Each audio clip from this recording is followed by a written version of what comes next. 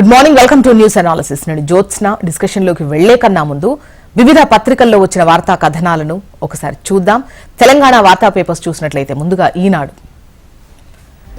ఇక్కడ టాప్ ఐటంలో ఒకటిగా ఈ ఫోన్ ట్యాపింగ్ వ్యవహారానికి సంబంధించినటువంటి వార్తను హైలైట్ చేశారు. అయితే ఇందులో కీలక నిందితుడైనటువంటి అదనపు ఎస్పీ సస్పెండెడ్ నాయని భుజంగరావు వాంగ్మూలంలో తాజాగా ఈ విషయాలు బహిర్గతమయ్యాయి అంటూ జడ్జిల ఫోన్లు చాటుగా విన్నారు అన్నటువంటి హెడ్లైన్తో ఈ వార్తనిచ్చారు. అయితే ఫోన్ ట్యాపింగ్ లో కీలక అంశాలు వెలుగు చూస్తున్నాయి. జడ్జిల ఫోన్లను సైతం ట్యాప్ చేసినట్లు తాజాగా బహిర్గతం కావడం అయితే సంచలనంగా మారింది అంటూ ఈ వార్తనిచ్చారు. అయితే ఈ ఫోన్ ట్యాపింగ్ వ్యవహారానికి సంబంధించి కాంగ్రెస్ డబ్బు పట్టుకోవడమే లక్ష్యంగా ఈ ఫోన్ ట్యాపింగ్ వ్యవహారం జరిగింది అంటూ అటు వాంగ్మూలంలో తిరుపతన్న చెప్పినటువంటి విషయాన్ని కూడా ఇక్కడ పొందుపరుస్తూ ఈ కథనాన్ని ఇచ్చారు. అండ్ ఇదే అంశానికి సంబంధించి అటు రేవంత్ రెడ్డి కల్వకుంట్ల కుటుంబానికి సీఎం రేవంత్ రెడ్డి సూటి ప్రశ్న అంటూ ఈ ట్యాపింగ్ పై సిబిఐ విచారణ కోరడం లేదేం అన్నటువంటి ఒక సూటి ప్రశ్నను రేవంత్ రెడ్డి ఏదైతే సంధించారో అదే ఇక్కడ హైలైట్ చేస్తూ ఈనాడు కథనాన్ని ఇచ్చింది. అయితే ఈ జూన్ 2వ తేదీన తెలంగాణ రాష్ట్ర అవతరణ వేడుకలకు దశాబ్ది ఉత్సవాలకు కాంగ్రెస్ అగ్ర నాయకురాలు సోనియా గాంధీని ఆహ్వానించడానికి నిన్న ఢిల్లీ వెళ్లిన విషయం మనకు తెలిసిందే రేవంత్ రెడ్డి. ఆ తర్వాత అక్కడ తెలంగాణ సీఎం అధికారిక నివాసంలో జరుగుతున్నటువంటి ఏవైతే వర్క్స్ ఉన్నాయో అవి పరిశీలించిన తర్వాత కాసేపు మీడియాతో మాట్లాడారు. ఇక మీడియా అడిగినటువంటి కొన్ని క్వశ్చన్స్ ఏదైతే రాష్ట్ర గీతం రూపకల్పన కావచ్చు, కాళేశ్వరం ప్రాజెక్టు కావచ్చు, విద్యుత్ కోతలు, ఫోన్ ట్యాపింగ్ పై పలు ప్రశ్నలైతే సంధించారు. వాటిపై సీఎం రేవంత్ రెడ్డి మాట్లాడుతూ విరిగింది కాళేశ్వరం పన్ను కాదు వెన్ను అని వ్యాఖ్యానించారు. అటు రాష్ట్రంలో కరెంటు కోతలేమీ లేవు అని వెల్లడించారు. ఇక రాష్ట్ర గీతం విషయానికి వస్తే బాధ్యత మొత్తం అందశ్రీకే అప్పగించినట్లు ఆయన నిన్న మాట్లాడారు. ఇక రాష్ట్ర అవతరణ ఉత్సవాలకు సోనియా ఆహ్వానించిన సీఎం రేవంత్ రెడ్డి. ఇక విమానానికి బాంబు బెదిరింపు, అత్యవసర ద్వారం నుంచి ప్రయాణికుల దించివేత. ఒకే కుటుంబంలో 110 ఓట్లు, బీహార్లో పార్టీలను ఆకర్షిస్తున్న చందెల్ నివాస్. అవినీతి అధికారులే చక్రం తిప్పుతున్నారు అన్నటువంటి హెడ్లైన్తో ఇక్కడ ఆర్టీఏ కార్యాలయాల్లో ఏసీబీ ఆకస్మిక తనిఖీలు చేసినటువంటి విషయం మనకు తెలిసిందే కదా. సో ఆ వార్తను హైలైట్ చేస్తూ అక్రమాలు గుర్తించారు. సుమారు 2,70,000 వరకు స్వాధీనం చేసుకున్నారు. నిన్న అశ్వరావుపేటలో లారీ డ్రైవర్స్ వేషంలో ఏసీబీ అధికారులు తనిఖీలు చేశారు. సో ఆర్టీఏ కార్యాలయాలు, అంతర్రాష్ట్ర చెక్ పోస్టుల్లో భారీ ఎత్తున అక్రమాలు వెలుగు చూసినట్లుగా తెలుస్తోంది. ఈ లైసెన్సులు, ఈ పేరు మార్చడం కావచ్చు, ఈ ఫిట్నెస్ రెన్యువల్ కు సంబంధించి ప్రత్యేక ధరల్లో ఈ వసూళ్ల దందా నడుస్తోంది అంటూ ఈ వార్తనిచ్చారు. అండ్ ఈ వసూళ్ల కోసం కొందరికి ప్రైవేట్ సైన్యం కూడా ఉంది అని చెప్పేసి అధికారులు అంటున్నారు. సో అదే ఈ వార్త. ఇక సాయంత్రం టైంలో కూడా బీటెక్ చదవచ్చు అన్నటువంటి హెడ్లైన్తో, అంటే జాబ్ చేస్తూ కూడా బీటెక్ చదివేటువంటి అవకాశం అయితే ఉంది. అంటే వీకెండ్లో 2 days క్లాసెస్కి అటెండ్ అయ్యి ఇంజనీరింగ్ పూర్తి చేయొచ్చు. అది 3 years లోనే కంప్లీట్ చేసుకునేటువంటి అవకాశం ఉంటుంది. కాకపోతే మీరు పాలిటెక్నిక్ డిప్లొమా పూర్తి చేయడం అనేది ఇక్కడ ఇంపార్టెంట్. అఖిల భారత సాంకేతిక విద్యా మండలి దేశవ్యాప్తంగా కూడా గత విద్యా సంవత్సరమే ఈ సాయంత్రం బీటెక్ కోర్సులకు పచ్చజెండా ఊపింది. ఈ తరగతుల నిర్వహణ కోసం దేశంలో మొత్తం ఒక 137 ఇంజనీరింగ్ కాలేజీలకు అనుమతి అయితే ఇచ్చింది. మన రాష్ట్రం విషయానికి వస్తే ఓయూ ఇంజనీరింగ్ కళాశాలకు అవకాశం అయితే దక్కింది. అయితే మీరు గుర్తుపెట్టుకోవాల్సింది ఏంటంటే మీరు పాలిటెక్నిక్ డిప్లొమా చేసి ఉండడం అండ్ ఓయూలో గతేడాది ఇది ప్రారంభమైంది. ఈ ఏడాది మరిన్ని కళాశాలలకు అనుమతి లభించేటువంటి ఛాన్స్ ఉంది. సో జాబ్ చేస్తూ కూడా మీరు బీటెక్ కంప్లీట్ చేసుకోవచ్చు. నెక్స్ట్ ఆంధ్రజ్యోతి చూద్దాం. ఇక్కడ కూడా మనకు టాప్ ఐటంలో ఒకటిగా నిన్న ఢిల్లీలో సీఎం రేవంత్ రెడ్డి మాట్లాడినటువంటి విషయాలను, మీడియాతో మాట్లాడినటువంటి విషయాలనే హైలైట్ చేస్తూ ఫోన్ ట్యాపింగ్ వ్యవహారానికి సంబంధించి కేసీఆర్ను విచారించాలి, ఆయనకు లై డిటెక్టర్ పరీక్షలు చేయాలి, అప్పుడే కాళేశ్వరం విషయాలు బయటకు వస్తాయి అంటూ నిన్న మీడియా ఏదైతే కాళేశ్వరం కావచ్చు, రాష్ట్ర గీతం కావచ్చు, అదేవిధంగా ఫోన్ ట్యాపింగ్ కావచ్చు, వీటన్నిటిపైన పలు ప్రశ్నలు సంధించింది.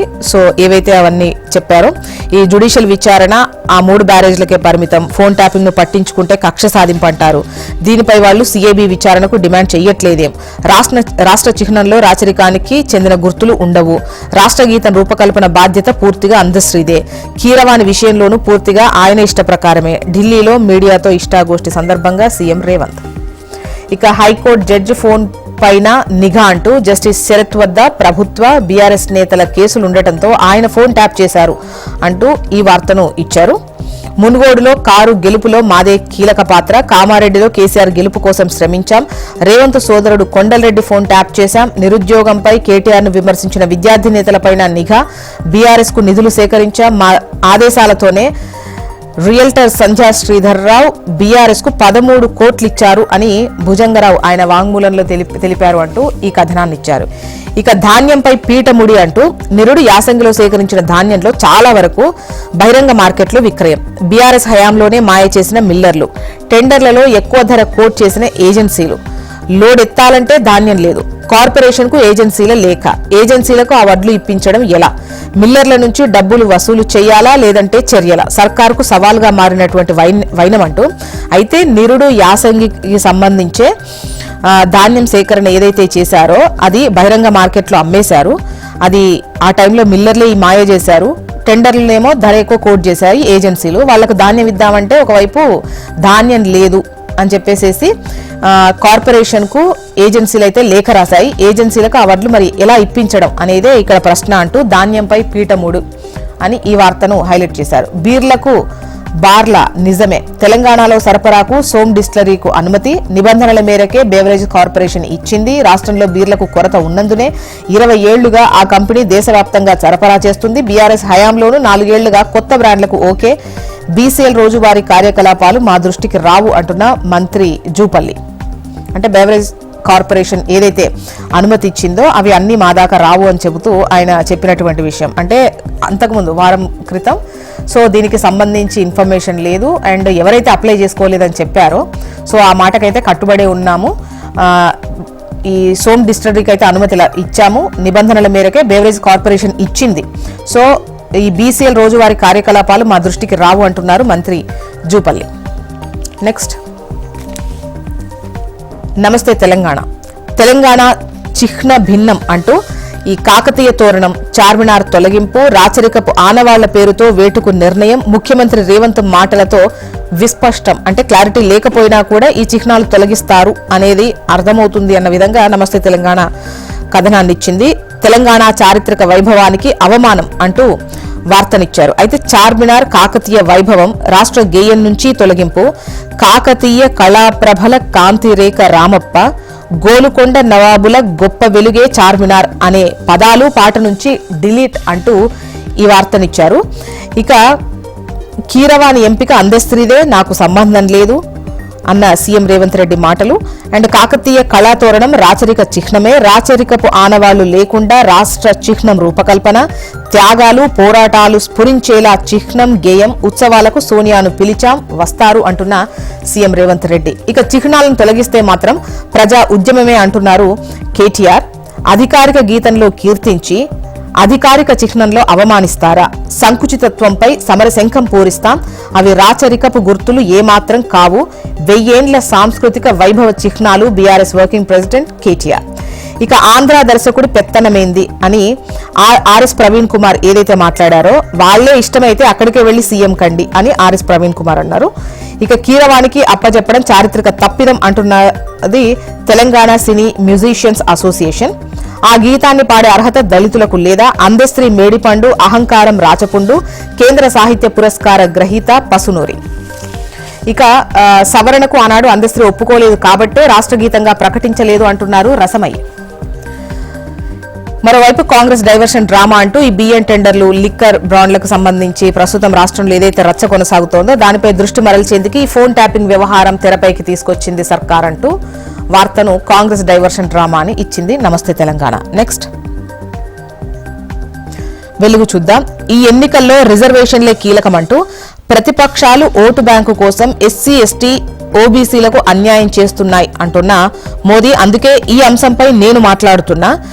నిన్న ప్రత్యేకమైనటువంటి ఒక ఇంటర్వ్యూలో ప్రధాని మాట్లాడుతూ రిజర్వేషన్లు అనేదే కీలకం, ఎందుకంటే బీజేపీ వస్తే రిజర్వేషన్లు ఎత్తేస్తారు అని చెప్పేసి అటు ఇండియా కూటమి ఏదైతే అంటుందో కాంగ్రెస్ అంటుందో, సో దానికి సంబంధించి ముఖ్యంగా ఇక్కడ కీలకం అనేది రిజర్వేషన్స్ కు సంబంధించే ఈ ఎస్సీ ఎస్టీ ఓబీసీలకు అన్యాయం చేస్తున్నాయి అని చెప్పేసి మోదీ చేసినటువంటి వ్యాఖ్యలను ఇక్కడ హైలైట్ చేశారు. అందుకే ఈ అంశంపై నేను మాట్లాడుతున్నా. ఎస్సీ ఎస్టీ ఓబీసీల కోటాను అటు మైనార్టీలకు ఇవ్వాలని చూస్తున్నారు. రేపు కన్యాకుమారికి మోదీ 48 గంటల ధ్యానం. ఇక జడ్జిలు, లాయర్లు, జర్నలిస్టులు ఎవరిని వదలట్లేదు. బీఆర్ఎస్ వ్యతిరేకులే టార్గెట్ గా ఫోన్ ట్యాపింగ్ వ్యవహారం నడిచింది అంటూ భుజంగరావు ఇచ్చినటువంటి వాంగ్మూలాన్ని ఇక్కడ హైలైట్ చేస్తూ ఈ వార్తనిచ్చారు. బీఆర్ఎస్ సర్కార్ లెక్క ఫోన్ ట్యాపింగ్ చెయ్యం, ప్రజాపాలన అందిస్తామంటున్నారు సీఎం రేవంత్ రెడ్డి. ఎన్నికల కోడ్ వల్ల ఫోన్ ట్యాపింగ్ పై రివ్యూ చేయలేదు అంటున్నారు సీఎం రేవంత్. ఇక జూలైలో కుల గణన, బీసీ వెల్ఫేర్ ఆఫీసర్ల కసరత్తు, ఎన్నికల కోడ్ ముగిసిన తర్వాత గైడ్ లైన్స్ ఖరారు. బీసీ ప్రజా సంఘాలు, పార్టీల నుంచి అభిప్రాయ సేకరణ ఉంటుంది. కవితకు బెయిల్ ఇవ్వద్దు, సాక్షులను బెదిరించారు, ఆధారాలను ధ్వంసం చేశారు. లిక్కర్ స్కామ్ లో ఆమెనే కింగ్ పిన్. ఢిల్లీ హైకోర్టులో ఈడీ, సిబిఐ వాదనలు. పచ్చిమిర్చి ₹120, టమాటా ₹50. భారీగా పెరిగిన కూరగాయలు, నిత్యావసర వస్తువుల రేట్లు. ఇక ఏపీ వార్తా విశేషాల్లోకి వెళ్దాం. ఇక్కడ ఈనాడులో పట్టణాల్లోనూ కోతలు అంటూ రాష్ట్రంలో 253 ఫీడర్లలో సమస్యలున్నాయి. గంటల తరబడి విద్యుత్ సరఫరా అనేది నిలిచిపోతుంది. ఉక్కపోతతో ప్రజలు ఇబ్బందులు పడుతున్నారు. సాంకేతిక కారణాల వల్లే అని డిస్కంలు చెబుతున్నాయి. ఇటు పట్టణాల్లో కూడా కరెంటు కోతలు అంటూ ఈ వార్తనిచ్చారు. 10వ తరగతిలోపు 16.29% మంది మానేశారు అంటూ రాష్ట్రంలో 11,000కు చేరిన ఏకోపాధ్యాయ బడులు, 22,000కు పైగా బడుల్లో 50 మంది కంటే తక్కువ మంది పిల్లలున్నారు. గతేడాది 46 పాఠశాలల్లో ఒక్క విద్యార్థి చేరలేదు. డైట్లలో 60 అధ్యాపక పోస్టుల ఖాళీ. ఎస్ఎస్ఏ పిఏబి మినిట్స్ లో కేంద్రం ఈ విషయాన్ని వెల్లడించింది అంటూ ఈ వార్తను హైలైట్ చేశారు. కాటేస్తున్న కలుషిత జలం అంటూ నగరాల్లో భయం. నిన్న గుంటూరు, నేడు విజయవాడ. తుప్పుపట్టిన పైపులే కారణం, ప్రాణాలు పోతున్న యంత్రాంగం మొద్దు నిద్ర అంటూ ఈ వార్తను హైలైట్ చేశారు. నెక్స్ట్ ఆంధ్రజ్యోతి, 10,000 కోట్ల పవర్ షాక్ అంటూ ఈఆర్సీకి ప్రతిపాదించిన డిస్కంలు అంటూ ఈ వార్తను హైలైట్ చేశారు. ఫలితాలకు ముందు మరో బాధుడు రెడీ, 4 ఏళ్లలో జనం నెత్తిన 72,988 కోట్లు అంటూ ఈ వార్తను ఇచ్చారు. ఇక జవహర్ రెడ్డి సర్వభ్రష్టత్వం, సీఎస్ గా కెరీర్ చివర్లో మరకలు అంటూ అంతకుముందు వివాద రహితంగానే విధులు, జగన్ సేవలోకి వచ్చాక మారిన తీరు అంటూ కథనాన్ని ఆంధ్రజ్యోతి ఇచ్చింది. కొనలేం తినలేమంటూ అమాంతం పెరిగిన కూరగాయల ధరలు, ఏ కూరగాయ చూసినా కిలో 50కి తక్కువ లేదు అంటూ కథనాన్ని ఆంధ్రజ్యోతి ప్రచురించింది. నెక్స్ట్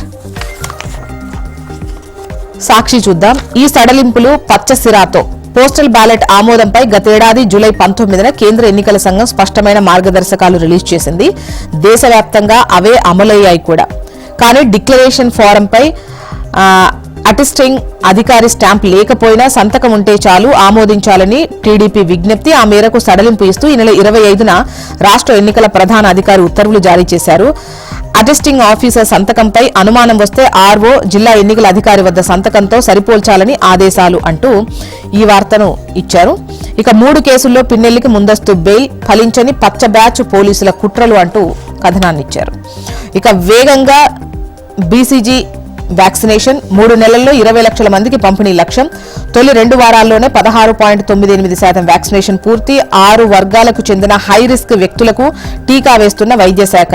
టీబీ రహిత ఆంధ్రప్రదేశ్ దిశగా అడుగులు అంటూ ఈ కథనాన్ని ఇచ్చారు. మరోవైపు కర్నూలు, అనంతపురం జిల్లాల సరిహద్దుల్లో పొలాల వైపు ముఖ్యంగా వజ్రాల అన్వేషణ కొనసాగుతుంది అంటూ కథనాన్ని హైలైట్ చేసింది సాక్షి.